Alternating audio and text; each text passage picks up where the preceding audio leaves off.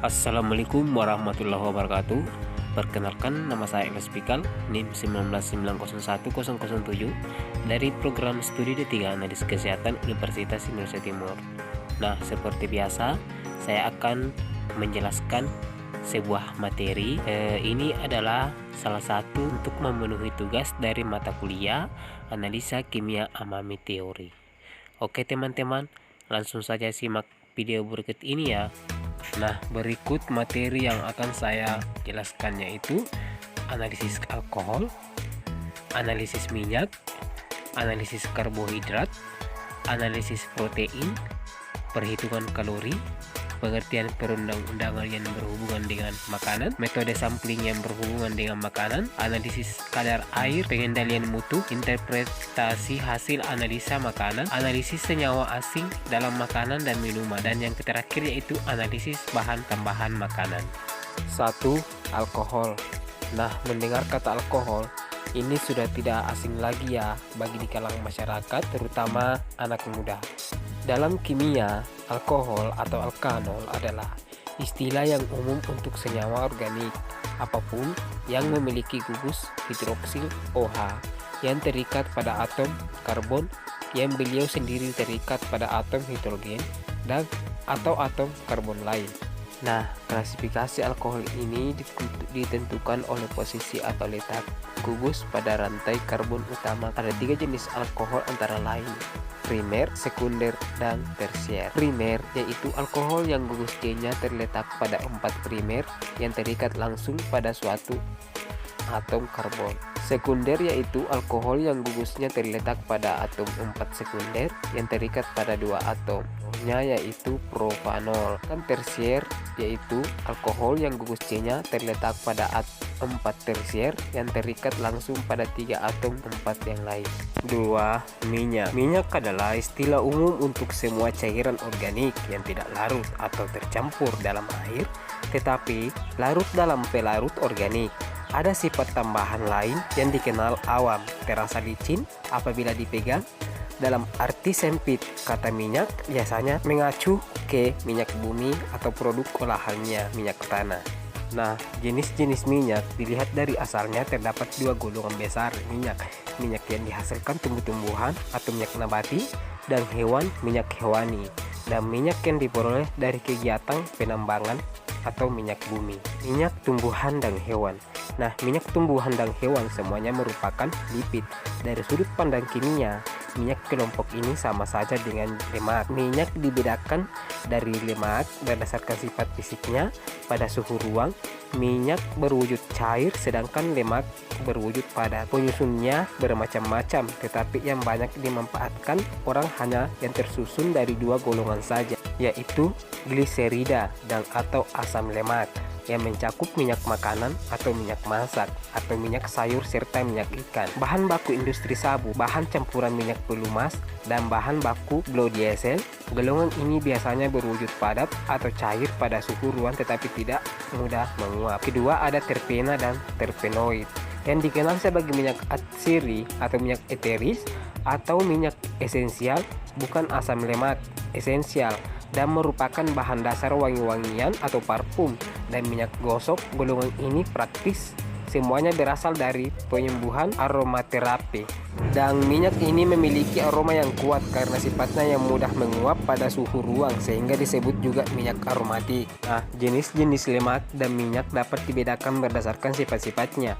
Pengujian sifat-sifat lemak dan minyak ini meliputi angka penyambunan, angka ester, angka loading, angka Reichel-Meisel. Pengujian untuk menentukan kualitas minyak seperti angka asam, angka peroksida, angka asam tiobarbiturat atau TBA, kadar minyak. 3. Karbohidrat. Nah, karbohidrat ini segolongan besar senyawa kimia yang paling banyak terdapat di bumi, yang terdiri dari karbon, hidrogen, dan oksigen. Karbohidrat memiliki manfaat utama sebagai sumber energi agar tubuh mampu menjalankan berbagai fungsinya dan melakukan berbagai aktivitas setiap hari. Jenis-jenis karbohidrat terdiri dari 3 jenis, yaitu sebagai berikut. 1. Pati, 2. Serat, dan yang ketiga itu gula. Manfaat karbohidrat bagi tubuh, yaitu tubuh akan mengubahnya menjadi glukosa, kemudian menjadi sumber energi bagi tubuh. Manfaat ini sangat pentingnya teman-teman. Yang pertama, sumber energi atau manfaat karbohidrat. Setelah mengonsumsi karbohidrat, nutrisi akan dicerna dan diubah menjadi glukosa. Kemudian, insulin membantu sel-sel tubuh untuk menyerap glukosa yang selanjutnya diubah menjadi energi, seperti bernapas, bergerak, berjalan, berpikir, dan untuk melakukan aktivitas. Memenuhi kebutuhan kalori. Nah, untuk memenuhi kebutuhan kalori, Anda harus memperhatikan porsi makan agar tidak berlebihan hingga tubuh kelebihan kalori. Kalori yang berasal dari karbohidrat lebih sedikit jumlahnya dibandingkan dari lemak dengan perbandingan yang sama. Konsumsi kalori tubuh akan semakin baik jika Anda mendapatkan karbohidrat dari makanan yang berserat tinggi seperti beras merah, roti gandum, dan kacang-kacangan. Yang terakhir yaitu mengurangi risiko penyakit. Mengonsumsi karbohidrat juga dapat mengurangi risiko penyakit, yaitu mengurangi risiko sembelit dan meningkatkan kesehatan usus. Penelitian membuktikan bahwa beberapa jenis serat yang didapatkan dari biji-bijian juga dapat mengurangi kadar kolesterol jahat dalam tubuh serta menurunkan risiko obesitas dan diabetes. Tein yaitu senyawa organik kompleks berbobot molekul tinggi yang merupakan polimer dari monomer asam amino yang dihubungkan satu sama lain dengan ikatan peptida. Molekul protein memiliki beberapa kandungan diantaranya karbon, hidrogen, oksigen, nitrogen, dan kadang kala sulfur serta fosfor. 5. Perhitungan kalori. Perhitungan kalori merupakan nilai atau satuan yang menunjukkan seberapa banyak jumlah energi yang bisa diperoleh dari makanan dan minuman. Oleh karena itu, penting untuk selalu memenuhi kebutuhan kalori setiap harinya agar Anda lebih bersemangat saat beraktivitas. Kebutuhan kalori per hari penting untuk diketahui agar kita bisa menjaga berat badan ideal. Namun, kebutuhan kalori tiap orang berbeda-beda, tergantung pada usia, jenis kelamin, tinggi badan dan berat badan, serta aktivitas fisik yang dilakukan. Nah, ketika Anda mengonsumsi sesuatu yang berkalori, itu berarti Anda memberikan energi untuk tubuh Anda. Tubuh kemudian membakar energi tersebut dalam aktivitas sehari-hari. Nah, total kalori yang masuk ke dalam tubuh dan terbakar setiap hari itulah yang secara langsung berpengaruh terhadap penurunan dan penambahan kestabilan berat badan. Menghitung kebutuhan kalori per hari. Nah, rata-rata pria dewasa ini membutuhkan sekitar 2.500 kalori. Sementara wanita dewasa biasanya butuh sekitar 2.000 kalori. Namun, ingat bahwa sebenarnya kebutuhan kalori per hari tiap orang tetap berbeda. Jadi, Anda disarankan untuk menghitung kebutuhan kalori per hari Anda sendiri. Jumlah kebutuhan kalori per hari didapatkan dengan memperhitungkan BMR dan tingkat aktivitas harian seseorang. Rumus yang paling banyak digunakan oleh ahli gizi untuk menghitung BMR adalah rumus Harris-Benedict. Rumus ini dihitung berdasarkan usia, jenis kelamin, berat badan, dan tingkat badan. Pengertian perundang-undangan yang berhubungan dengan makanan. Nah, Undang-Undang Dasar Republik Indonesia tahun 1945 sebagaimana dalam amandemen kedua pasal 28A disebutkan bahwa setiap orang berhak untuk hidup serta mempertahankan hidup dan kehidupannya. Setiap orang berhak atas pemenuhan kebutuhan dasarnya untuk tumbuh dan berkembang secara layak. Kesehatan dan makanan bergizi adalah salah satu unsur kebutuhan dasar untuk pertumbuhan dan perkembangan. Metode sampling. Dalam penyihatan makanan dan minuman, keberhasilan alat makan merupakan bagian dari yang sangat penting dan berpengaruh terhadap kualitas makanan dan minuman. Alat makan yang tidak dicuci dengan bersih dapat menyebabkan organisme atau bibit penyakit yang tertinggal akan berkembang biak dan mencemari makanan yang akan diletakkan di atasnya. Angka kuman dan adanya bakteri coli pada permukaan alat makan yang telah dicuci dapat diketahui dengan melakukan uji dengan cara usap alat makan pada permukaan alat makan tersebut. Kadar air. Kadar air adalah sejumlah air yang terkandung di dalam suatu benda seperti tanah, bebatuan, bahan pertanian, dan sebagainya Kadar air digunakan serta luas dalam bidang ilmiah dan teknik, dan diekspresikan dalam rasio dari 0 hingga nilai jenuh air di mana semua pori terisi air. Kenapa dilakukan penetapan kadar air? Karena penetapan kadar air simplisia sangat penting untuk memberikan batas maksimal kandungan air di dalam simplisia, karena jumlah air yang tinggi dapat menjadi media tumbuhnya bakteri dan jamur yang rusak senyawa yang terkandung di dalam simplisia. Pengendalian mutu. Nah, kendali mutu atau yang biasa juga disebut dengan quality control adalah suatu proses penelitian produk selama proses produksi untuk memperoleh standar kualitas yang ditentukan. Kendali mutu ini mencakup pengawasan, uji tes, dan memeriksa semua proses produksi yang terlibat dalam produksi suatu produk. Nah, apa fungsi dilakukannya pengendalian mutu?